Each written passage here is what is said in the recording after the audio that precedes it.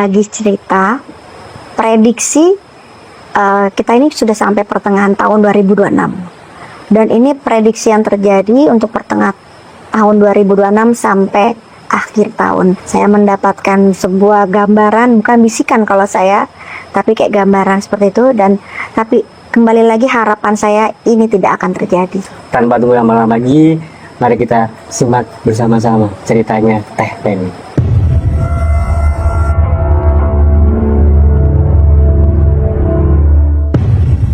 Sekarang kan kita sudah memasuki menjelang pertengahan tahun ya, tahun 2026. Jadi kira-kira prediksi Teh untuk pertengahan tahun ini sampai akhir tahun 2026 seperti apa Teh? Iya memang sebenarnya Mas, saya udah pernah prediksi itu kan tahun 2025 akhir tahun ya, sekitar bulan November sampai Desember. Yang pada saat itu saya memprediksi pertama kali itu kan Sumatera ya, dan terjadi. Lalu kedua Sulawesi. Mohon maaf, Sumatera yang kemarin sempat banjir itu ya Teh? Iya, yang kemarin sempat ya sangat menyayat hati ya, banjirnya lumayan besar lah dan banyak korbannya. Itu yang pertama kali saya prediksi ya. Lalu Sulawesi, dan sedihnya Sulawesi kemarin kejadian.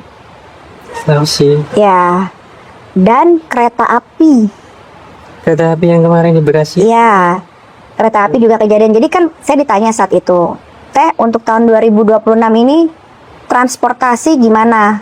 Saya bilang kalau pesawat terbang yang komersial yang benar-benar besar itu tidak ada kecelakaan. Ya paling hanya turbulence aja. Itu kan masih hal wajar ya. Atau ya masalah waktu yang tidak on time. Tapi ada pesawat kecil.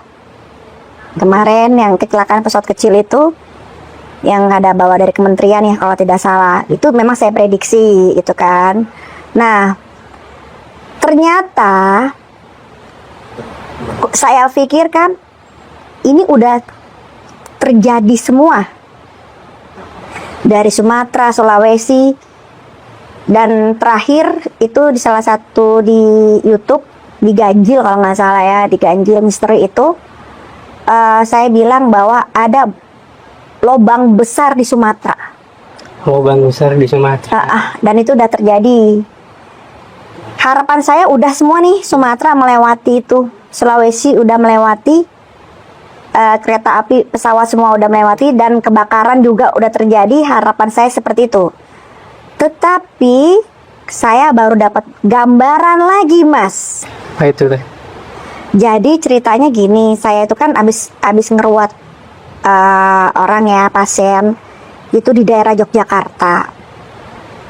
Biasa kan saya kan ya puasa ya, kalau mau megang pasien itu puasa, dan before afternya puasa lalu meditasi ya untuk cleansing ya. Nah nggak nyangka niatnya kan cleansing tapi dapat gambaran lagi. Nah gambaran yang ke depan itu masalah kecelakaan. Kecelakaan lagi Teh? Bus. Dan ini sangat menyayat hati dan membawa anak-anak. Jadi ini adalah bus antar kota. Antar kota berarti. Ya, jadi membawa anak-anak yang ya korbannya banyak. Ternyata bukan satu bus, ada rombongan orang tua yang mungkin dia mau wisata. Mudah-mudahan sih bukan ziarah ya. Ya, semoga bukan lah ya. Saya berdoa banget jangan sampai, karena kan niatnya baik. Cuman kan inilah pesan untuk para pengusaha angkutan bus, jangan hanya mengejar target, tapi tolong perbarui lagi mobil-mobilnya, dirawat dengan baik. Dirawat dengan baik gitu loh, karena ini berhubungan dengan nyawa. Betul. Ya itu saran saya. Dan kedua, untuk supir yang pengantar, ketika dia besok mau antar jemput antar kota itu tolong diperiksa kesehatannya. Dan untuk para penyewa nggak apa-apa bawel, pastikan kanvas remnya semua dalam keadaan baik-baik, dan jangan diremehkan. Kalau seandainya di jalan udah tidak terjadi tidak enak, minta ganti bis atau gimana solusinya? Penumpang berhak ya Teh ya. Berhak sekali. Betul. Oke. Karena kan kejadian yang saat dulu itu yang anak SMA ya, yang di Depok itu kalau tidak salah, sebenarnya udah terasa kurang baik, makanya dia istirahat di rest area. Harusnya bisa, kalau nggak salah ditawarkan tuker bus tapi tidak mau, meremehkan bisa, belum lah akhirnya. Nah itu jangan sampai terjadi. Ya kadang-kadang orang, ya nggak semua, tapi kadang-kadang kita merasa menggampangkan gitu ya Teh. Iya benar. Nah ini saya harus, Gitu. nah Ya, betul. sampai kok kadang-kadang gitu kan. Nah betul. Nah ini harus saya bicarakan. Dan kedua, ini ada portal yang terbuka di daerah Pantura Portal apa nih Teh? yang mengakibatkan kecelakaan. Black hole lah ya, istilahnya seperti itu. Saya bahasanya seperti itu. Truk. Ini makan korban banyak ini. Jadi dia kayak bowling. Truk itu ibaratnya bola bowlingnya, terus pion-pionnya itu motor-motornya. Ada Bola salju gitu ya. di daerah Pantura itu hati-hati. Untuk teman-teman yang yang saya lihat adalah korbannya itu satu unit mobil hitam Avanza, angkot, dan motor korbannya. Itu truk. Remblong gitu ya mungkin. Iya, remblong. Kembali lagi itu adalah sebenarnya kita tuh nggak bisa menyalahkan supirnya semua, ya. Tapi juga harus dikoreksi di perusahaannya bagaimana untuk perawatan kendaraannya. Bener dong. Ya harus itu. Ya kan? Ya. Pasti kan namanya kalau sebuah perusahaan itu kan ada penanggung jawab masalah mesin mobil. Mekaniknya bagaimana, kontrolnya gimana. Jadi jangan hanya menyorot kepada supirnya aja. Iya. Tapi coba tolong kontrol ya gimana manajemen perusahaan tersebut. Gitu. Itu yang saya lihat. Saya sih berdoa sih Mas, ini jangan sampai terjadi. Betul. Karena sangat menyayat hati. Itu yang harus saya sampaikan. Ini baris di otak saya. Yang mana dulu yang harus dikeluarin? Baris dia. Gitu. Nah, selanjutnya untuk masalah bencana masih di titik Sumatera dan Sulawesi.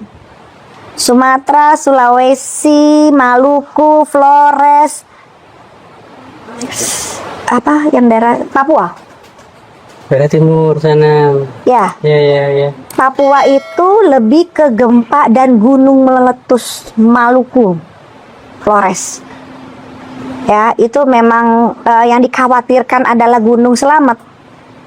Bismillah itu tidak, itu hanya erupsi biasa bahwa tanah Jawa sedang diruat.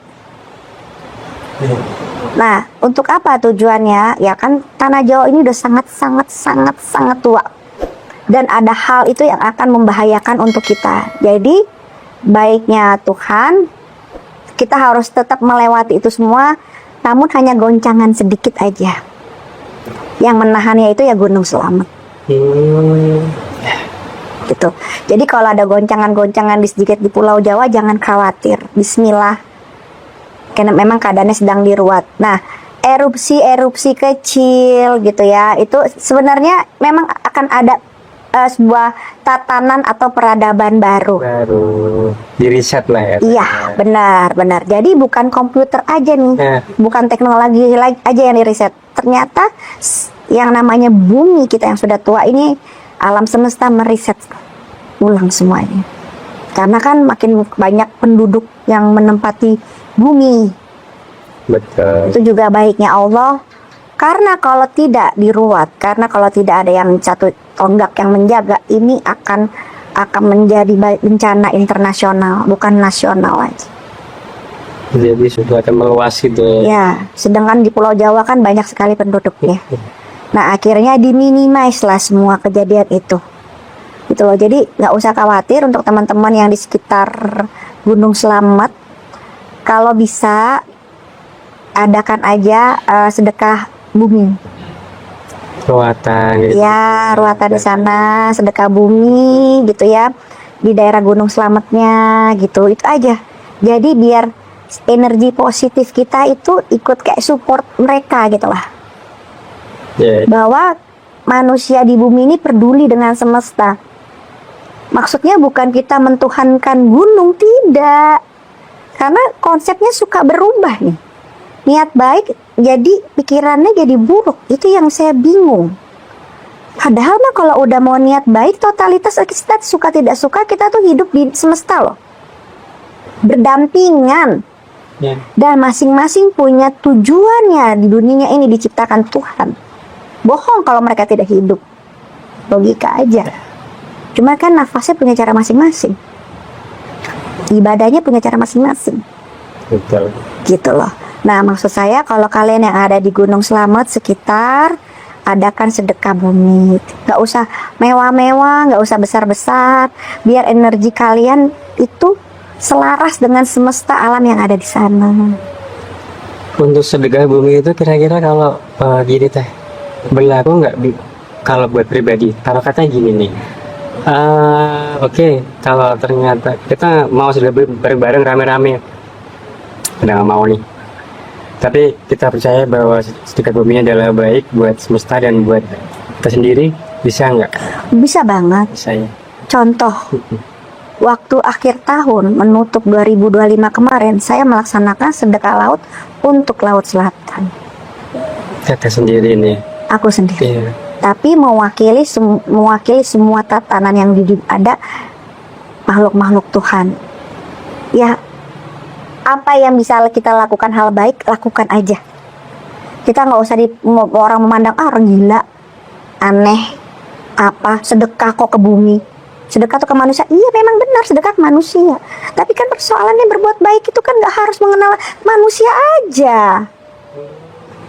Loh, Tuhan itu memposisikan manusia harkatnya tinggi loh. Tunjukkan itu, jangan malu-maluin Tuhan. Benar nggak Mas? Ya. Jangan malu-maluin pencipta. Ya, betul, sepakat itu.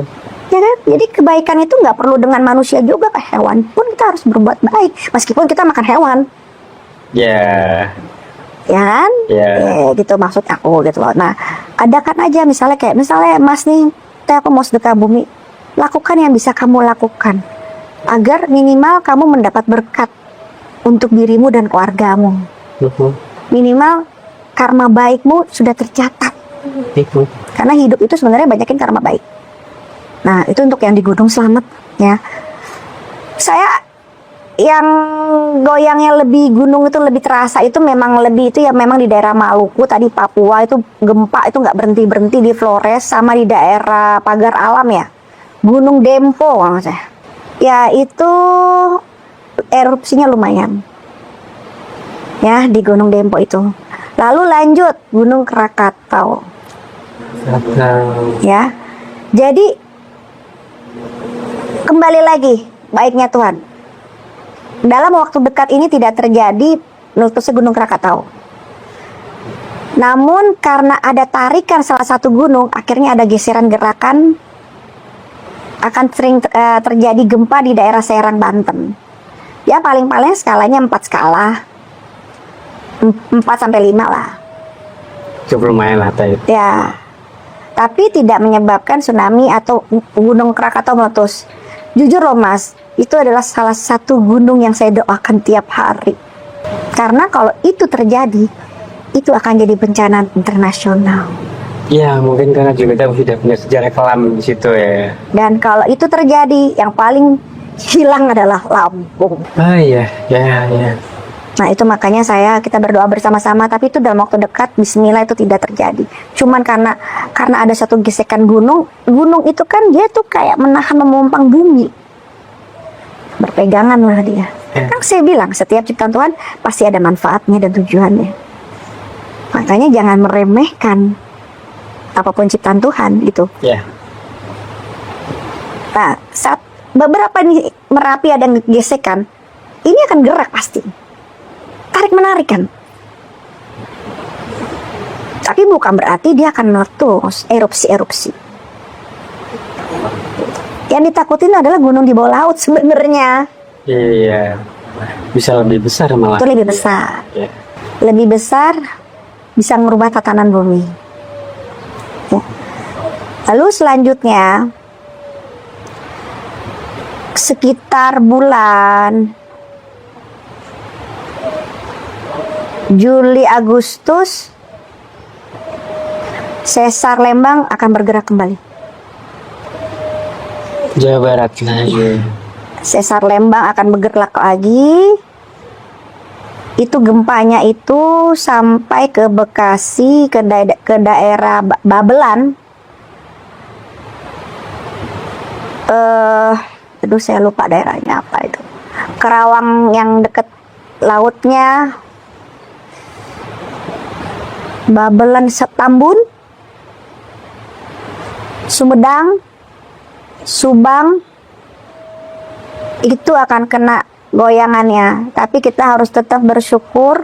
Saya bicara kayak gini bukan untuk menakuti, tapi bisa ambil sisi positifnya bahwa kita harus lebih care dengan orang-orang yang kita sayangin. Hargailah waktu.